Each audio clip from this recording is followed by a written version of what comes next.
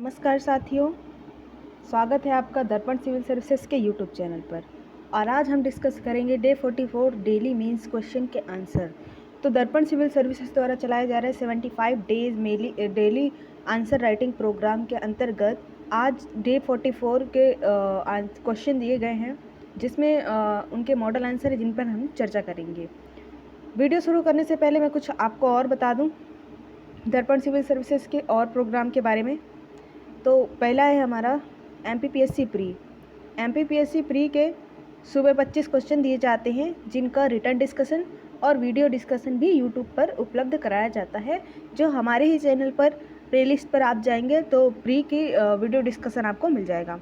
और दूसरा है इकोनॉमिक्स की न्यू सिलेबस पर आधारित क्लास चल रही है, प्रॉपर क्लास है जो आपको प्लेलिस्ट पर मिल जाएगी, जिसे आप देखना बिल्कुल ना भूलें। तो हमारे जो इसके अलावा जो 2 प्रोग्राम हैं उन्हें भी देखना बिल्कुल ना भूलें, हमारी प्लेलिस्ट पर जाएं और उन्हें भी देखें। और जो हम अभी डिस्कस कर रहे हैं वो MPPSC के तहत daily mains answer writing 75 days mains answer writing program के तहत चलाए जा रहे हैं, जिसका आज डे 44 है। तो डे 44 के अंतर्गत हमें जियोग्राफी के क्वेश्चन दिए गए थे, जिसमें 3 मार्क्स के 5 क्वेश्चन, 5 मार्क्स के 3 क्वेश्चन और 11 मार्क्स का 1 क्वेश्चन दिया गया था, जिसे हम पहले 3 नंबर के क्वेश्चन को देखेंगे। तो पहला क्वेश्चन दिया गया है सौर वर्ष, दूसरा क्वेश्चन अरुण या यूरेनस, और तीसरा क्वेश्चन दिया गया है सह अक्षांश, और चौथा क्वेश्चन दिया गया है मर्ग, और 5वां क्वेश्चन क्या दिया गया है नारकोंडम। तो ये हमारे हुए 3 मार्क्स के क्वेश्चन। 5 मार्क्स के जो क्वेश्चन दिए गए थे उसमें पहला क्वेश्चन दिया गया है हमारा पश्चिमी तट के प्रमुख विभागों का वर्णन करें, और दूसरा क्वेश्चन क्या दिया गया है जूट उद्योग के पश्चिम बंगाल में केंद्रीकरण के क्या कारण है स्पष्ट करें, और तीसरा क्वेश्चन दिया गया है भारत में लौह अयस्क के प्रमुख क्षेत्रों का वर्णन करें। तो ये हमारे हुए 5 नंबर के क्वेश्चन, जिन्हें हमें 50 शब्दों में लिखना है। और हमारा 11 मार्क्स का जो एक क्वेश्चन दिया गया था, जिसे हमें 200 शब्दों में लिखना था, वो हमारा ये है ऊष्मा बजट से आप क्या समझते हैं। ऊष्मा बजट से आप क्या समझते हैं, पृथ्वी द्वारा अपने तापमान संतुलन किस प्रकार से ऊष्मा बजट के माध्यम से किया जाता है। तो हमें ऊष्मा बजट बताना था, और पृथ्वी द्वारा तापमान का संतुलन जो ऊष्मा बजट के माध्यम से किया जाता है वह किस प्रकार होता है, ये हमें बताना था। तो ये हमारे डे 44 के डेली मीन्स क्वेश्चन हुए। अब हम इनके आंसर्स पर चलते हैं, जिन्हें हमें डिस्कस करना है। तो ये है हमारे डे 44 डेली मीन्स आंसर्स, जिसमें पहला क्वेश्चन दिया गया था सौर वर्ष, है ना। तो सौर वर्ष को हम किस प्रकार से लिखेंगे, सौर वर्ष, तो सौर वर्ष कहते किसे हैं पहले हम वो लिखेंगे, है ना। तो पृथ्वी द्वारा सूर्य की एक परिक्रमा करने में लगे समय को सौर वर्ष कहा जाता है।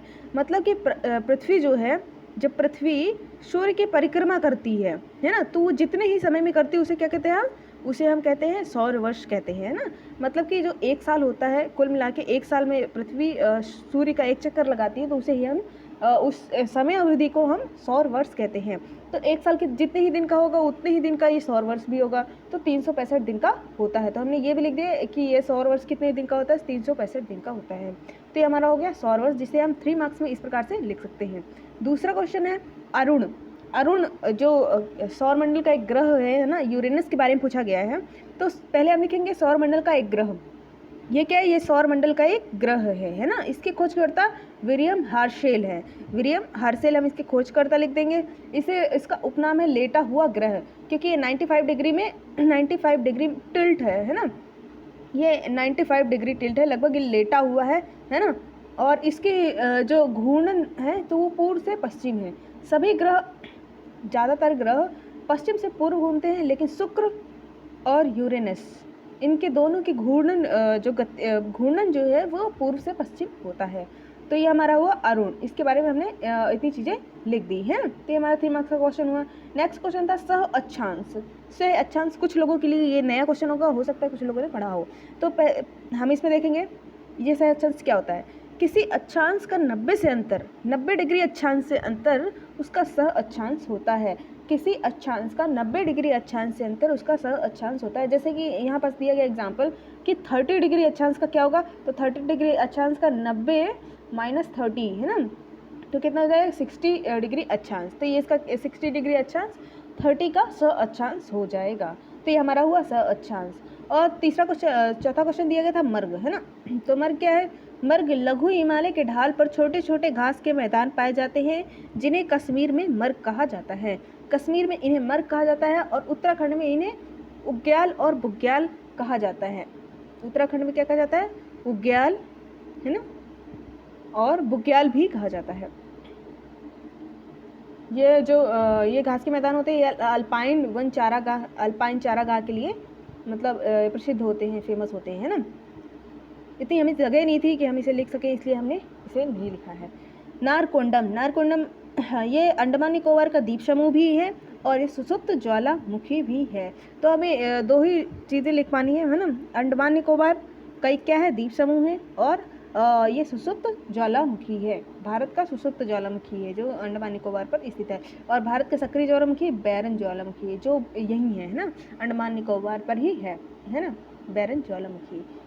तो ये हमारा हो गया 5 क्वेश्चन होते हैं हमारे 3 मार्क्स के। अब हम चलते हैं 5 मार्क्स के जो 3 क्वेश्चन दिए गए थे उनमें, है ना। तो पहला क्वेश्चन दिया गया है पश्चिमी तट के प्रमुख विभागों का वर्णन करें। क्या लिखा हुआ है? पश्चिमी तट के प्रमुख विभागों का वर्णन करें। तो प्रमुख विभाग जो थे उसके भाग जो हैं, तो हमें पहले इसका इंट्रो लिखना है, फिर उसका जो बॉडी में जो उसका मेन डिमांड है प्रमुख विभाग उसे लिखना है ना। तो जब हम जियोग्राफी में आंसर लिखते हैं तो उसमें चित्र बनाना बिल्कुल ना भूलें। अगर उसमें चित्र बन सकता है तो उसमें हम जरूर बनाएं, है ना। तो जो हमने ये चित्र बनाया हुआ है भारत का, हमें जब भारत का नीचे वाला हिस्सा आता है कुछ भी, तो हमें आधा ही मैप बनाना है, क्योंकि पूरा मैप बनाने में बहुत टाइम भी लगता है और वो थोड़ा सा ज़्यादा क्रिटिकल हो जाता है। तो हमने जो यहाँ जो मैप बना के प्रदर्शित किया है, पश्चिमी घाट को पहले पश्चिमी तट को पहले हमने प्रदर्शित किया, फिर इसके बाद उनके तट को, जैसे कोंकण तट है ना, कन्नड़ तट और मालाबार तट को प्रदर्शित किया है ना। तो ये हमें चित्र हो गया। अब हम इसे कैसे लिख सकते हैं? तो इंट्रो में हमने लिखा पश्चिमी तट का विस्तार सूरत से कन्याकुमारी तक 1600 किलोमीटर में फैला हुआ है ना। इसे प्रमुख 3 भागों में बांटा गया है। प्रमुख 3 भागों में बांटा गया है। पहला है कोंकण तट, दूसरा है कन्नड़ तट और तीसरा है मालाबार तट। तो कोंकण तट कहाँ से कहाँ तक है? कोंकण तट है महाराष्ट्र से गोवा के मध्य। महाराष्ट्र से गोवा के मध्य कौन सा है? कोंकण तट है। और गोवा से कर्नाटक के मैंगलुरु तक कन्नड़ तट है। और मालाबार जो तट है वो मंगलुरु से कन्याकुमारी तक है। तो हमने ये तीनों की लोकेशन लिख दी कि ये कहाँ से कहाँ तक है ना। और इसके बाद हम कंक्लूजन लिख देंगे कि ये तीनों तट आर्थिक दृष्टि से महत्वपूर्ण है ना। इसमें महत्वपूर्ण बंदरगाह भी हैं और मछली उत्पादन और अन्य चीज़ों के लिए भी फेमस है, जैसे कि कोंकण तट में वो है हमारा बॉम्बे हाई, है ना, वो है। तो वो तेल के लिए ही प्रसिद्ध है ना। तो इस प्रकार से आर्थिक रूप से महत्वपूर्ण हो जाते हैं। तो ये हमारा वो पश्चिमी तट के प्रमुख विभाग। अब नेक्स्ट क्वेश्चन जो हमारा दिया गया था, जूट उद्योग के पश्चिमी बंगाल में केंद्रीकरण के क्या कारण हैं? जूट उद्योग पश्चिम बंगाल में ही केंद्रित है ज़्यादातर, तो उसके क्या कारण है ये हमसे पूछा गया था, है ना। तो अब हम इंट्रो में लिखेंगे जूट उद्योग एक कृषि आधारित उद्योग है ना, क्योंकि इसमें कच्चा माल कृषि से ही प्राप्त होता है। भारत में अधिकतर जूट उद्योग का संकेंद्रण पश्चिम बंगाल में है, जिसका कारण निम्नलिखित है। तो हमने ये कारण अब हम इसे लिखेंगे ना। तो हुगली डेल्टा से स्वच्छ जल की प्राप्ति होती है ना। हुगली डेल्टा से स्वच्छ जल की प्राप्ति होती है, जिससे जूट निष्कासन, जूट को धोया जाता है ना, उसमें से उसका प्रशंस कुछ तो किया जाता है उसका, है ना, मुझे एग्जैक्ट नहीं मालूम, लेकिन उसको वहाँ से निकाला जाता है ना, मतलब हाँ ठीक है। जल परिवहन की सुविधा है ना, तो जल परिवहन की सुविधा है और ताप एवं विद्युत की सुविधा है। ताप एवं जल विद्युत की सुविधा है ना। दामोदर घाटी परियोजना के आसपास जो है उससे ताप और जल विद्युत उसको मिलती है। तैयार माल के निर्यात में कोलकाता बंदर का योगदान है ना। कोलकाता बंदर उसके बंदरगाह उसके पास में है, जिससे निर्यात में सुविधा मिलती है उसको।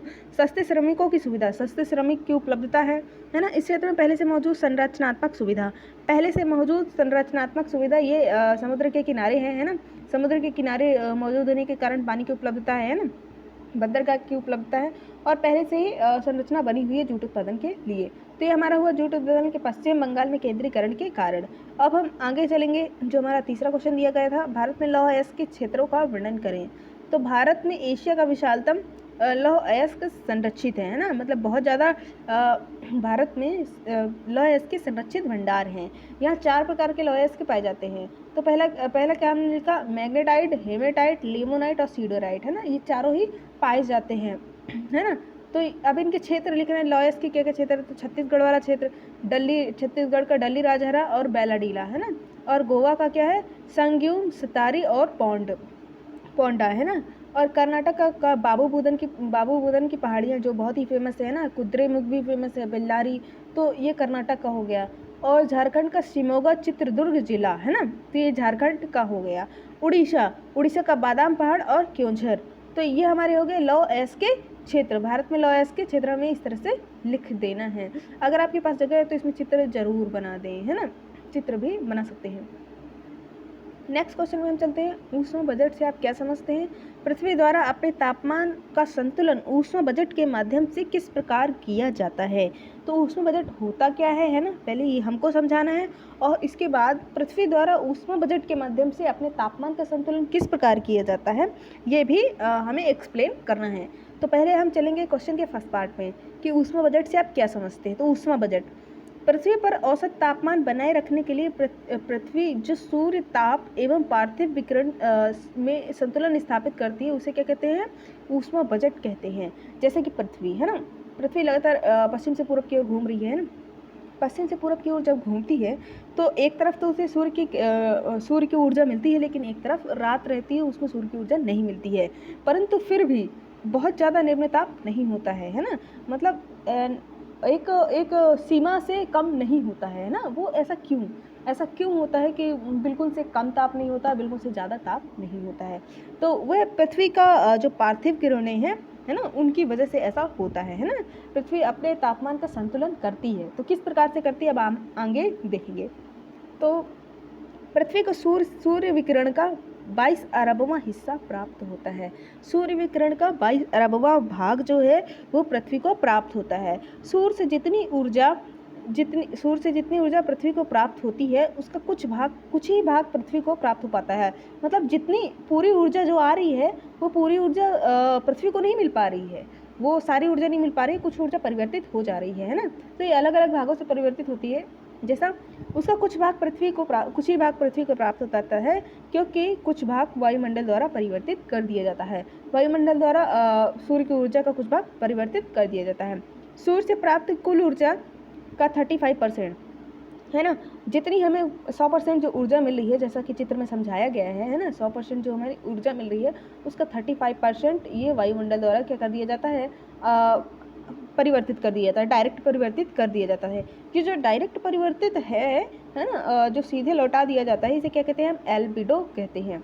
इसे ही हम क्या कहते हैं? एल्बिडो कहते हैं। तो ये चित्र में जो समझाया गया 100% जो ऊष्मा आई थी, उसका 35% परिवर्तित हो गया है ना, तो ये वायुमंडल द्वारा परिवर्तित हो गया।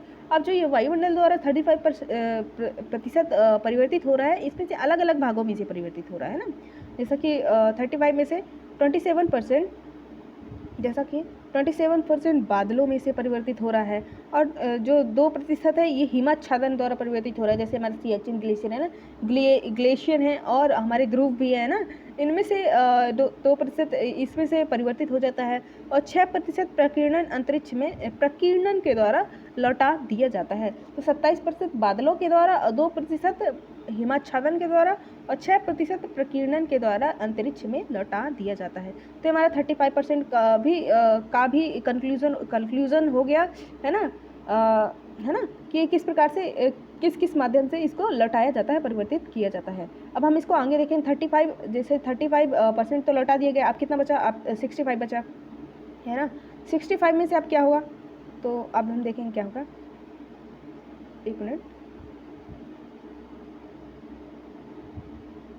हाँ, तो 65 में से 14% जो है वायुमंडल द्वारा, एवं जो 51% है ये पृथ्वी की धरातल द्वारा अवशोषित कर लिया जाता है। पहले तो 35% जो है उसको परिवर्तित किया गया, लेकिन अवशोषण की बात आएगी कि अवशोषण कितना किया जाता है। तो 14% मतलब 14% जो है वो वायुमंडल द्वारा, और 51% पृथ्वी के धरातल द्वारा अवशोषित कर लिया जाता है। तो 51% पृथ्वी की धरातल द्वारा अवशोषित कर लिया गया है ना, 14% वायुमंडल द्वारा। तो अब हम इसे देखेंगे कि 51% जो पृथ्वी द्वारा अवशोषित कर लिया गया है, इसका क्या होता है ना, ये इसका कैसे होता है ना। तो 51% पृथ्वी द्वारा अवशोषित प्रकाश का है ना, अवशोषित प्रकाश का 17% विकिरण द्वारा अंतरिक्ष में छोड़ दिया जाता है। ये 51% जो पृथ्वी का धरातल अवशोषित किया, इसका भी 17% का विकिरण द्वारा वायुमंडल में प्रत्यक्षतः है ना, अवशोषित मतलब छोड़ दिया जाता है ना, अंतरिक्ष में छोड़ दिया जाता है। और 34% सौर ऊष्मा वायुमंडल में प्रत्यक्षता पार्थिव विकिरण है ना, संवहन, वाष्पीकरण, संघनन, गुप्त ऊष्मा के रूप में अवशोषित कर ली जाती है। जो विभिन्न क्रियाओं के लिए, जैसे कि संघनन हो रहा है ना, पार्थिव विकिरण हो रहा है, संवहन हो रहा है, वाष्पीकरण हो रहा है ना, गुप्त ऊष्मा जो बनती है ना, उसके लिए हमारा 34% जो है वो अवशोषित कर लिया जाता है। तो ये हुआ 51% जो हमारा पृथ्वी के धरातल द्वारा अवशोषित किया जाता है, उसका ये हुआ हमारा, है ना, कि ये किस किस प्रकार से होता है। तो अब इसका चित्र भी हमने बना दिया कि सूरज से हमको जो 100% ऊर्जा मिल रही है ना, वो कहाँ कहाँ जा रही है। 100% ऊर्जा में तो 35% सीधा एल्बिडो बन जा रही है ना, वो परिवर्तित हो जा रही है। अब जो 14% है वो वायुमंडल द्वारा अवशोषित कर ली जा रही है, और 51% जो वो धरातल द्वारा अवशोषित करी जा रही है। धरातल में भी 17% विकिरण द्वारा अंतरिक्ष में छोड़ी जा रही है, और 34% विभिन्न क्रियाओं में उपयोग में लाई जा रही है ना। तो हम इसका ये हमारा हुआ ऊष्मा बजट, पृथ्वी का ऊष्मा बजट हो गया है ना। तो जब हमें क्वेश्चन आएगा कि ऊष्मा बजट किसे कहते हैं, और या फिर पृथ्वी का ऊष्मा बजट समझाइए, तो हम इस प्रकार से समझाए जा सकते हैं। आप इसमें चित्र बनाना बिल्कुल ना भूलें, क्योंकि चित्र जो है वो एक अच्छा एक्सप्रेशन डालता है ना, अच्छा एक्सप्रेस कर पाता है जो हम कहना चाह रहे हैं, उसे प्रत्यक्ष रूप से एक्सप्रेस कर देता है। अगर वो चेकर जो है वो पढ़ेगा भी नहीं, अगर चित्र उसने देख लिया तो वो लगभग नंबर अच्छे ही देगा। तो ये चित्र बनाना इस क्वेश्चन में बिल्कुल ना भूलें। और इसका हम कंक्लूजन लिखेंगे कि किस प्रकार से कंक्लूजन लिखा जा सकता है। इस प्रकार पृथ्वी से प्राप्त ऊष्मा बजट, इस प्रकार सूर्य से प्राप्त ऊर्जा का बजट उपरोक्त तरीके से संतुलित होता है तथा पृथ्वी का तापमान संतुलित बना रहता है ना। जिस प्रकार से हमने समझा, इस प्रकार से पृथ्वी जो है ऊष्मा का संतुलन करती है ना, और तापमान जो पृथ्वी का एक एवरेज तापमान है वो बनाए रखती है। मतलब पृथ्वी पर एकदम से तापमान गिरता भी नहीं है और एकदम से तापमान बढ़ता भी नहीं है, एक एवरेज तापमान बना हुआ होता है, जो है अभी 16 सेंटीग्रेड है ना, 16 सेल्सियस है ना। तो ये हमारा हुआ पृथ्वी का ऊष्मा बजट। और ये हमारे होते हैं डे 44 के डेली मेंस आंसर का डिस्कशन। तो ये सारे क्वेश्चन आपको समझ में आए होंगे। अगर आपको ये वीडियो अच्छी लगी हो तो आप इस वीडियो को लाइक करें, है ना, और हमारे चैनल को लाइक कर दें, है ना, और हाँ, हमारे चैनल को सब्सक्राइब भी कर दे, ताकि आगे भी इसी तरह की वीडियो आती रहेंगी। जैसे आज डे 44 का आया, इसी तरह से डे 45 का आएगा, है ना। और इसके पहले भी कई वीडियो आ चुकी हैं, पूरे सीरीज की वीडियो है। तो इसे आप प्लेलिस्ट पर जाएं और इसे पहले की भी वीडियो देखें, ताकि आपको इस सीरीज़ में जितने भी क्वेश्चन दिए गए हैं ये आपको लिखने का तरीका पता चले, और आपको जो भी MPPSC में जैसे भी क्वेश्चन इंपॉर्टेंट आते हैं वो आपको पता चले और आपकी तैयारी अच्छे से हो सके, है ना। तो धन्यवाद आज के लिए, और अब हम मिलते हैं डे 45 डेली मेंस क्वेश्चन के आंसर डिस्कशन के साथ।